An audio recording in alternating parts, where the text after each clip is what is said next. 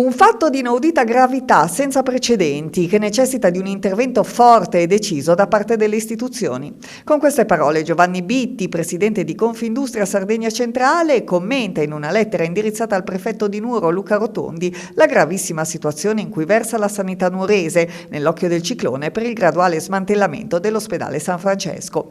L'ultimo reparto ad avere la peggio è stato chirurgia generale, le cui attività sono state sospese per carenza di personale. A precederlo e solo nelle ultime settimane i reparti di ortopedia, sospesa negli orari notturni sempre per mancanza di organico, angiografia non attivo negli orari pomeridiano e notturno e endoscopia digestiva, i cui servizi non sono garantiti la notte nei prefestivi e nei festivi. Un contesto critico che, come sottolinea Giovanni Bitti, se è purtroppo comune a tutto il sistema regionale dell'isola, è proprio nel nuorese che trova le sue condizioni più allarmanti, al punto da far presagire una paralisi totale del sistema sanitario, dal momento che i pazienti sono costretti a rivolgersi o vengono trasportati verso altri presidi ospedalieri.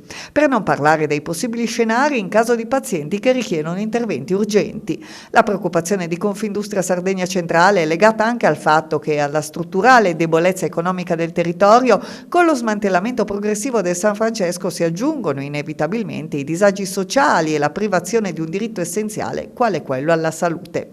Da qui la richiesta al prefetto Luca Rotondi, da parte del presidente Bitti, di un intervento autorevole che scongiuri un ulteriore e insopportabile depotenziamento dell'ospedale. Nonostante tutto, conclude Bitti, ci sentiamo ancora cittadini di questo Stato e come tali pretendiamo che sia quantomeno lo Stato a farsi carico della tutela del diritto alla nostra salute. Non possiamo più aspettare.